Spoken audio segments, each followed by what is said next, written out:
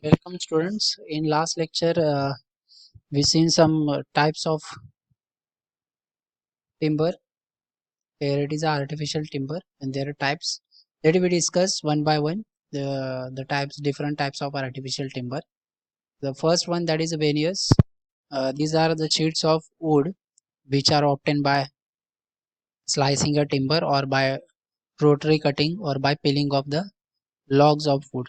Nowadays, rotary cutting is more common as this produces a veneer of large size and reduces the amount of joining. However, the most attractive decorative figures occur on the radial face and are obtained by slicing woods like a teak, then mahogany, then walnut and oak. The veneers are commonly cut from wood at a high moisture content and are dried before the application of adhesives and assembly. Then the veneers are pressed together using the processing methods. The veneers are used in the manufacture of plywood, and each veneer being at a right angles to the adjacent veneer so that the cross-sectional movement can be restrained. With the aid of modern high-strength adhesive, veneers are also used in manufacture of batten board and particle boards. In second type, that is the plywoods. The plywoods are formed together by gluing a thin sheets of odd number of veneers. The sheets are placed in such way that the grains of one layer are at a right angle to the other. As a result of application of load on the sheet, movement in both the direction is reduced. The outer piles are decorative in nature and are called as a face piles, and the inner one is called as a core or cross band. The arranging piles in a layer which are at right angles to the one another have the following advantages. First, strength of sheet in the both the directions is same. Then shrinkage is less and same in both the directions. In plywood, very thin veneer 3 to 10 are used. As a result, any defect of wood stock is scratched randomly throughout the panels, and their influence is virtually insignificant.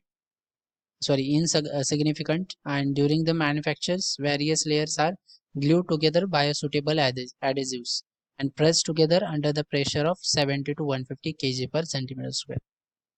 So what are the advantages of the plywood?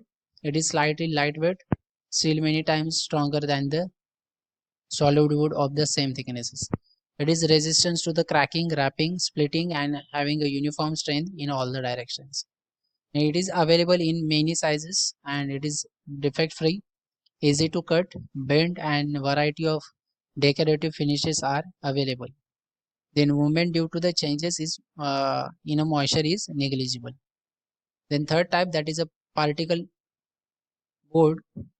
In practice board or the in particle board, the particles are or chip obtained from the low grade wood and smallest diameter logs derived from the thinnings. The tops of tree etc are randomly mixed with the strong adhesive and compressed together under the high pressure to form a board. In particle board, the movement is randomly oriented in all the directions and restraint in is dependent on the strength and the concentration of the adhesives. Then the particle board is much weaker than the plywood because the adhesive joints between the individual chips involve end grain surface. Properties of the plywood largely depend upon the wood species used, whereas in particle board it is largely depends upon the adhesive and the particle shapes. So these are the properties of the particle boards. Then next, that is a sorry fiber boards.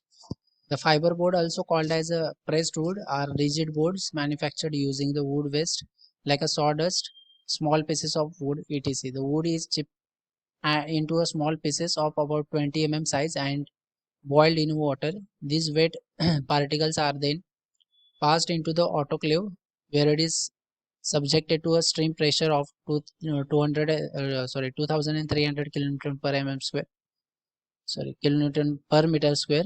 for about 1.5 minutes, and thereafter pressure is around 7,000 kilonewton per meter square for a few seconds. The pressure is then released and water tap in a chip vaporize immediately into a steam, the tearing apart wooden particles. The fiber thus produced are spread on a woven belt in the form of mat of required thickness and then subjected to the heat and pressure in a hydraulic press to form a dry sheets. Then fiber boards are classified into three classes. First, semi-hard board, second, hard board, third, high density board. So the density for the semi-hard board is around 480 to 800 kg per meter cube, while for hard board it is around 800 to 1000 kg per meter cube. The low density boards are known as insulation boards and are available in sheets or tiles which are used for ceiling or soft wall surfaces.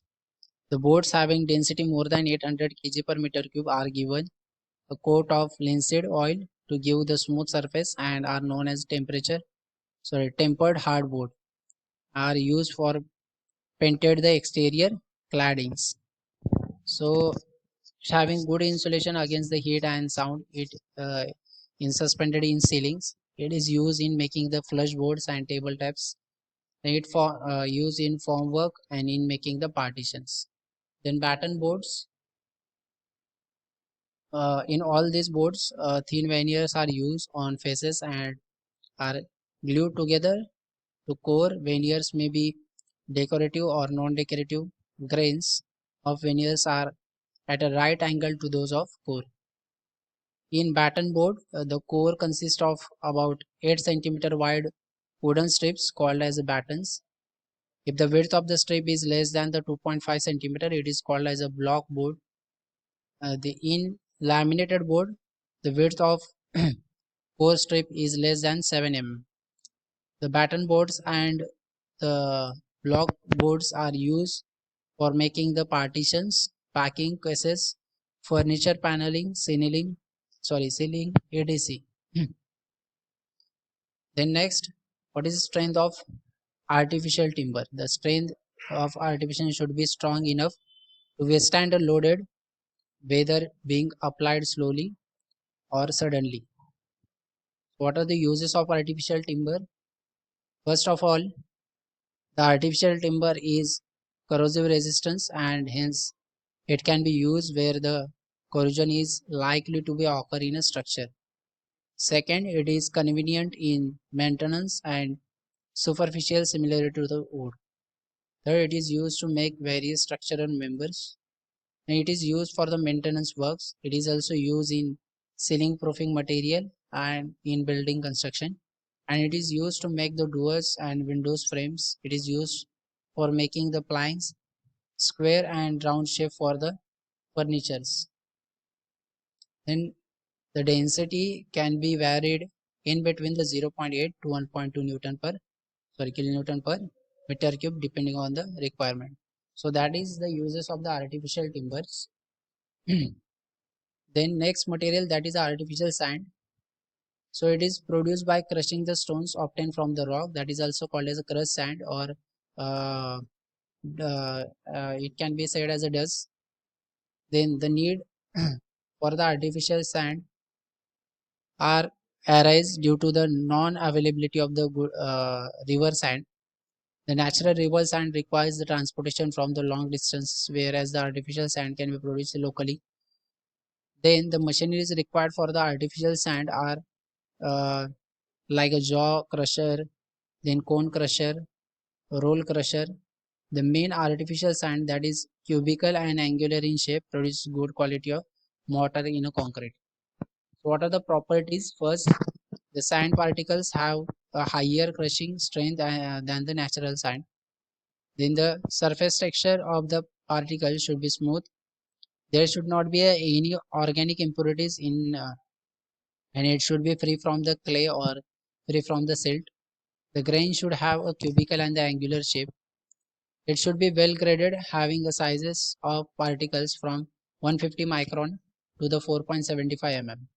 And what are the advantages of the artificial sand?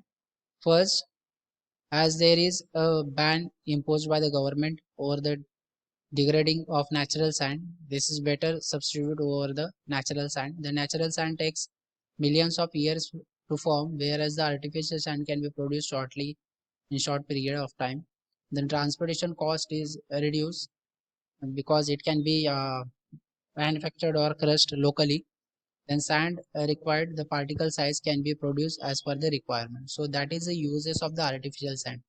So here it is the end of our chapter 6. So if you are having any kind of difficulties, you can ask me.